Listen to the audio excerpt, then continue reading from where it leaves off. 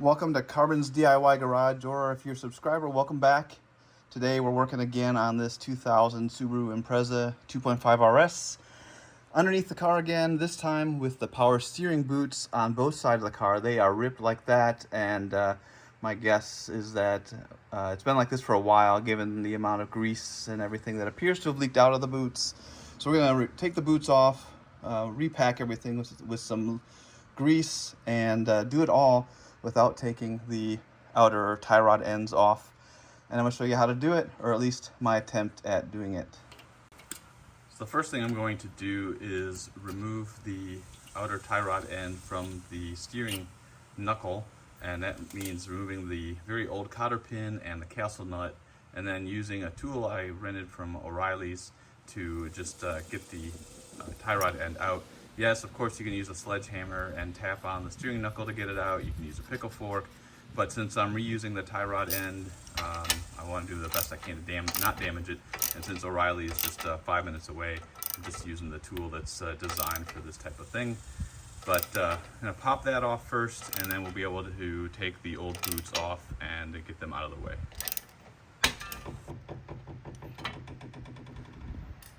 Now that I know I've got the tie rod loose, I know I can go ahead and replace the boots. The easier part of that is the outer part of the boot. There's just the spring clamp. You just need to squeeze the ears together, slide the clamp off, and that frees up this end of the boot.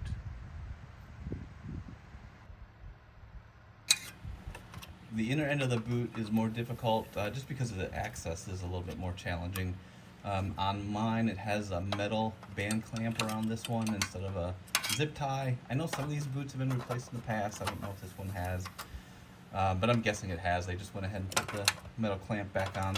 I don't have a tool to take that off necessarily, so I'm just going to use some pliers and cutters and work it off, kind of probably mutilate it in the process. But the goal is just to get it off. I guess an alternative from cutting it off is just sliding it off if it's not on there very tight, and that's what happened here. So just to make my life easier, I went ahead and slid the boot all the way down to the outer tie rod end.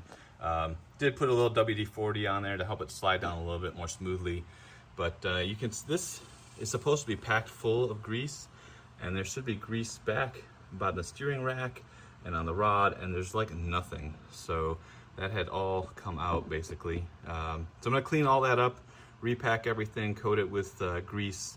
And also I have the steering turned hard to the right, so that's got the steering shaft, the rod, or the rack extending out as far as it can so I can access all of it. Made it easier to get all this taken apart. But now for the boot, I'm just gonna take a box cutter and cut the boot off.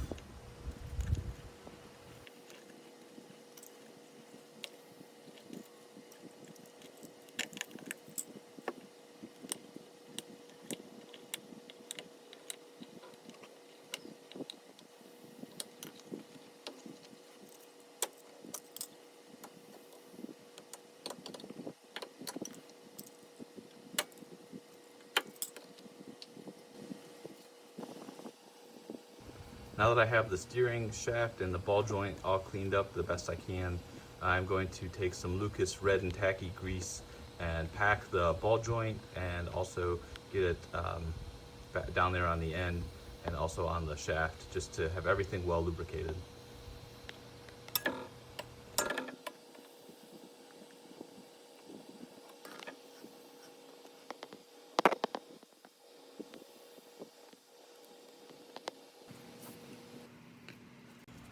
With the steering linkage all lubricated, I have taken a gallon-sized plastic bag, put it over the tie rod end, used some painter's tape to make it as tight against the tie rod as I could, and I've lubricated all of that with the red and tacky grease as well.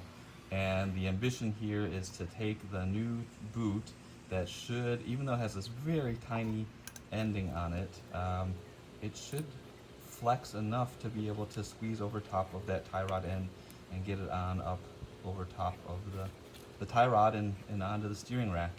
And so I've lubricated the inside of the steering boot, lubricated this bag, and now it's just going to be tug of war to get it over top the tie rod end and onto the steering.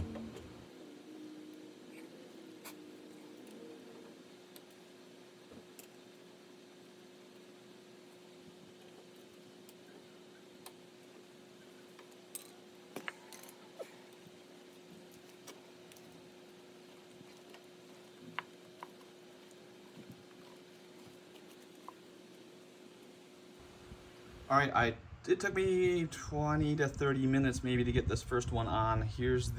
So it did get on, right? So that's good. It saves me in alignment. Tie rod end is not released or loosened. You can see a little bit of grease did squeeze out of the tie rod end boot. And I didn't think about it before I started, but one thing that you really want to do is not tear or mess up the tie rod end, because that just defeats the whole purpose. You can see the Ziploc bag is destroyed, but I got it over, so I guess it did its job as providing a sliding surface that's better than the steel. One lesson learned that I'll use on doing the other side is I will stretch the heck out of that small end as much as I possibly can before I even get started, because that was a lot of time spent.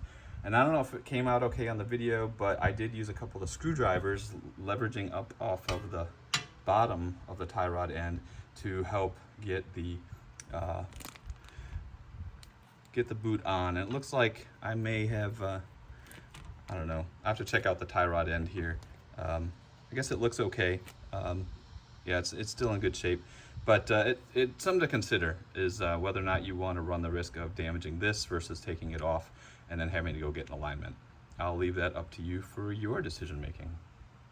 But now I'm gonna go ahead and slide this up on the rack and put the spring clamp back in place, use a zip tie on the other end, and that'll finish up the passenger side, and we'll do the same thing on the driver's side.